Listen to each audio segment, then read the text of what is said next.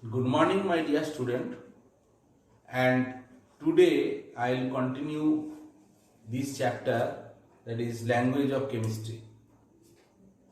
Last day we discussed the process of balancing of a chemical equation.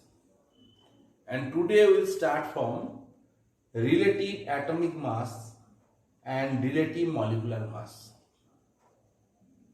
All of you know that atoms are extremely small particles and their radius in angstrom level, that is 10 to the power minus 8 centimeter or 10 to the power minus 10 meter. There is no such microscope till now by which we can be able to see the atoms.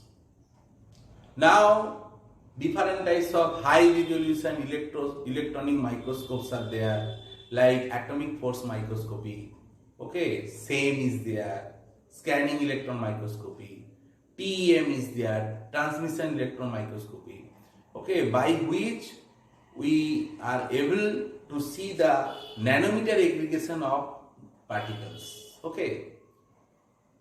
So how will you determine the mass of an atom? As the size of the atom is very small, by indirect method the mass of a hydrogen atom is calculated and its mass is 1.673 into 10 to the power minus 24 gram. So you can understand how little mass is the hydrogen of one hydrogen atom. So measurement of mass of atom directly is practically impossible. So here we have to think about the relative atomic mass. Relative atomic mass of an element is the number that represents how many times one atom of a substance is heavier, compared to one atom of hydrogen, whose weight is taken as unity. So definitely when we go to potato market, then if we ask them to give 1 kg potato, definitely one reference is there, that 1 kg weight, one weight bar is there. So by relative to this weight bar, that seller is giving you 1 kg potato. Here also we have to compare the mass of an atom with the mass of hydrogen atoms. And we can write that atomic mass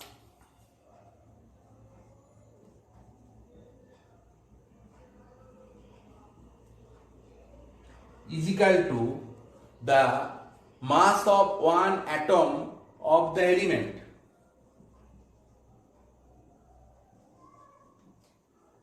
One atom of the element divided by mass of one atom of hydrogen.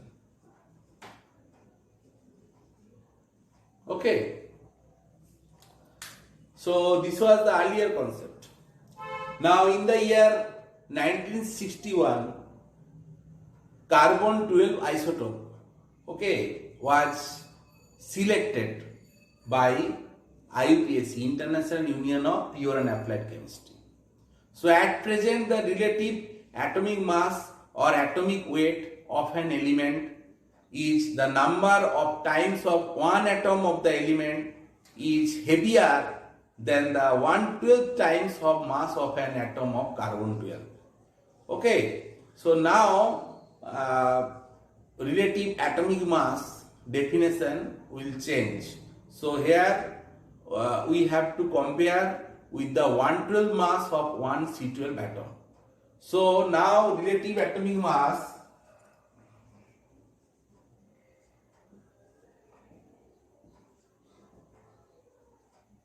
is equal to mass of one atom of the element divided by mass of 1/12 of one C12 carbon atom. Okay. Now, carbon is the standard because there are so many reasons why hydrogen is rejected. Okay. When we are taking that 1/12 of carbon and maximum cases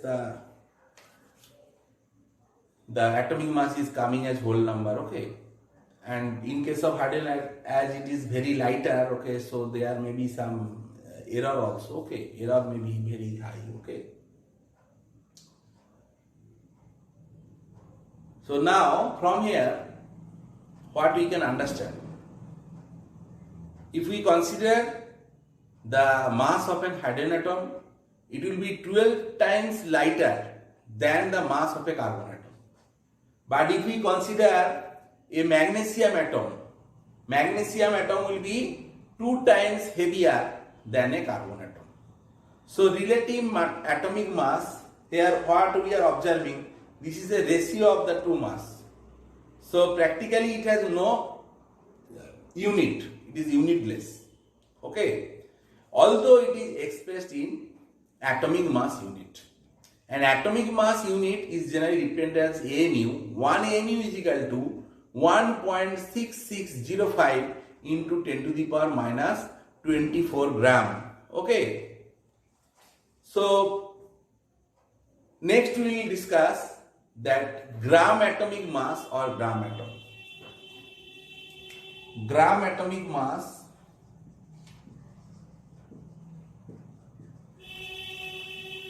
or gram atom. When atomic mass is expressed in gram, then it is called gram atomic mass or gram atom. Now atomic mass of oxygen, it is 16 AMU. That means 16 into 1.6605 into 10 to the power minus 24 gram. That is the mass of a single atom of oxygen. But what is the gram atomic mass or gram atom of oxygen? That will be 16 gram. So here you have to understand that in 16 gram oxygen atom, there are Avogadro number of oxygen atom, that is 6.023 into 10 to the power 23 atoms of oxygen. Now atoms are not existed independently, but we should have knowledge of the atomic mass to calculate the molecular mass. Okay. If we know the atomic mass, by adding the atomic mass in a particular molecule, we can get the molecular mass also. And we know that molecules exist independently and they are also so small. Here also it will be in the nanometer range. Okay, that is 10 to the power minus 9 meter. So here also we have to use the concept of relative atomic molecular mass. Okay, like atomic mass. So here also we have to take one standard. Okay. So the relative molecular mass of a compound is the number that represents how many times one molecule of the substance is heavier than 1/12 of the mass of a C12 carbon atom. So it can also be obtained by adding the relative atomic masses of the atoms present in that particular compound or molecule. Suppose if we think about calcium carbonate.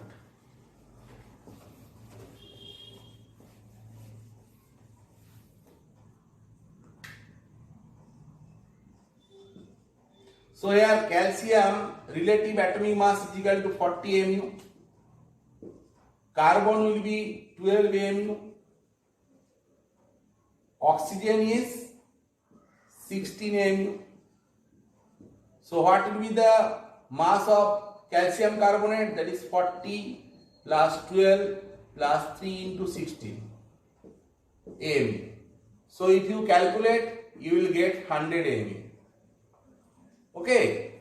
So 100 AMU indicating that only one molecule of calcium carbonate.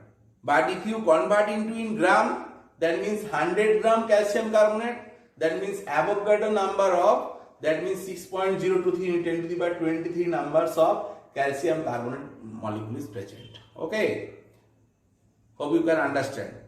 In the same way, if we think about sulfuric acid molecule, so hydrogen atomic mass is 1 mu, sulfur is 32 and oxygen is 16. So if you add this atomic mass, okay, you will get 98 mu. So sulfuric acid H2SO4 molecule has mass 98 mu. When the molecular mass is expressed in gram, then it is called gram molecular mass, like gram atomic mass. Okay. So 98 mu means 1 molecule of sulfuric acid, that you have to keep in mind.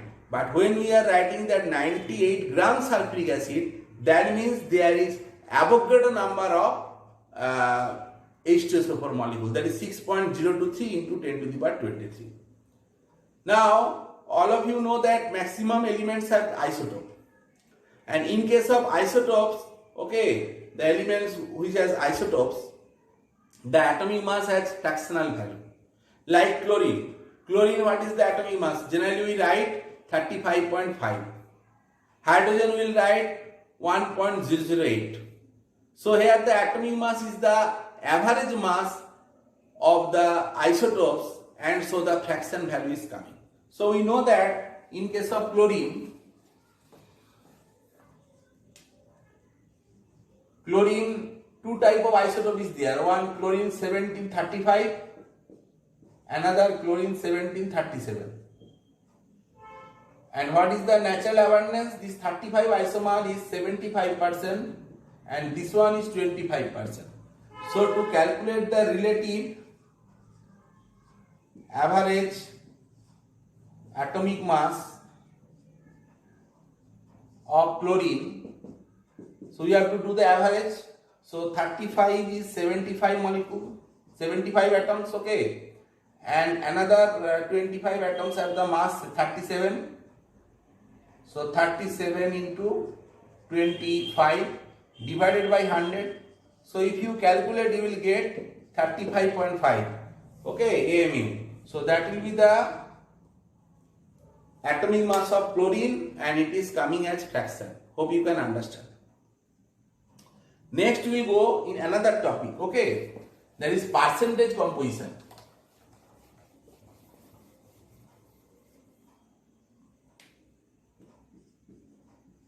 Percentage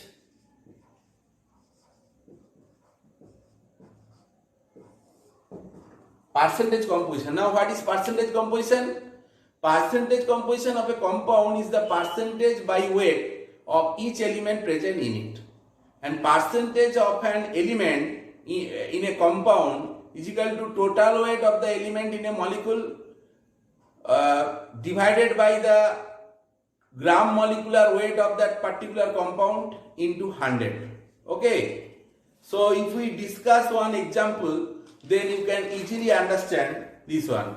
So next I am taking one example that you have to calculate the percentage composition of different elements present in ammonium nitrate. So first you have to know the molecular formula of ammonium nitrate. So ammonium nitrate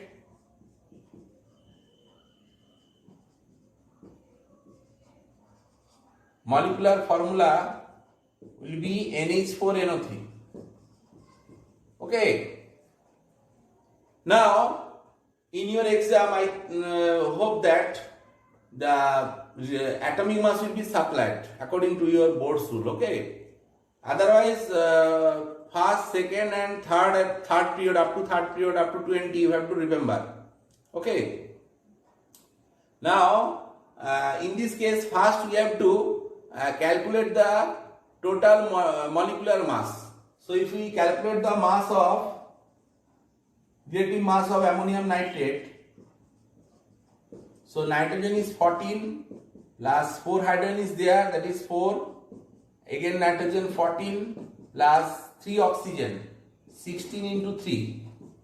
So if you calculate this coming 28 plus 4 plus 48. So it is coming 80 mg. So this is the mass of ammonium nitrate. Now what will be the percentage of nitrogen? In ammonium nitrate, 2 nitrogen atom is present. So first you have to take the weight of 2 nitrogen, that is 28, divided by the molecular mass, that is 80 into 100. So if you calculate, you will get the percentage of nitrogen. It will come 35%. Next we have to calculate the percentage of hydrogen. So hydrogen, 4 hydrogen atom is there, that means 4 divided by 80 into 100.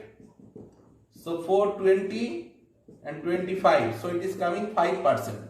So percentage of hydrogen will be the 5%. Okay, next we will calculate the percentage of oxygen. Percentage of oxygen.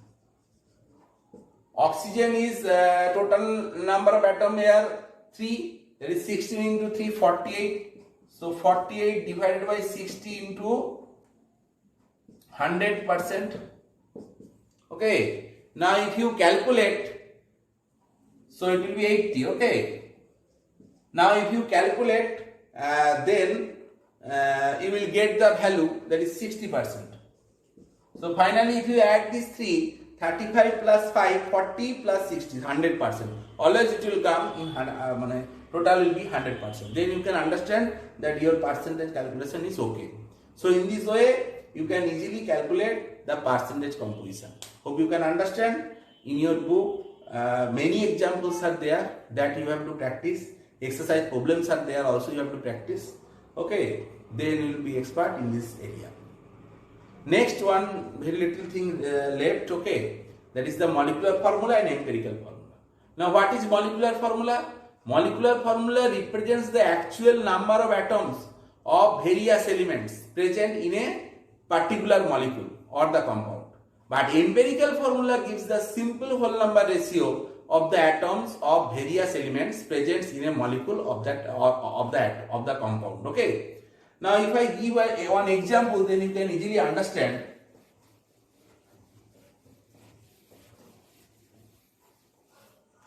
Molecular formula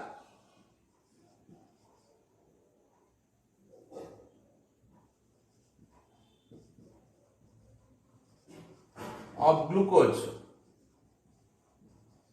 that will be C6H12O6, and empirical formula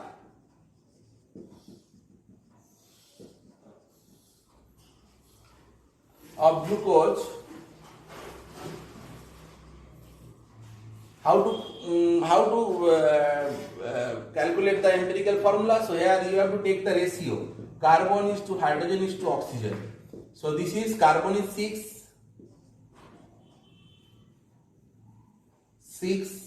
is to 12 is to 6. That means 1 is to 2 is to 1. So definitely the empirical formula will be of glucose will be CH2. Hope you can understand. And there is also some relation between this molecular formula and empirical formula. Molecular formula is equal to N into empirical formula. And how to calculate the N? N is equal to molecular formula weight divided by empirical formula weight. So here also we can write that molecular formula glucose C6H12O6 is equal to 6 into the empirical formula CH2, and here you can easily understand that the value of N is 6. Okay, how to calculate the value of N is equal to 6? So first you have to calculate the molecular weight of glucose, that is C6H12O6. Carbon is 12 into 6, that is 72. Hydrogen is 12, 1 into 12, that is 12, and oxygen is 16 into 6, that is 96. So if we add, we will get that 6 plus 4, 10, 180. We are getting 180. And empirical formula weight, if we calculate, that is CH2O, carbon is 12, hydrogen is 2, and oxygen is 16. It is coming 0, that is 30. So N is equal to molecular formula weight of glucose, that is the 180, and empirical formula weight is 30. So if you divided 180 by 30, you will get 6. So in this way we can easily calculate the value of N. Hope you can understand. So today up to this, okay, and next day we will start a new chapter. Thank you.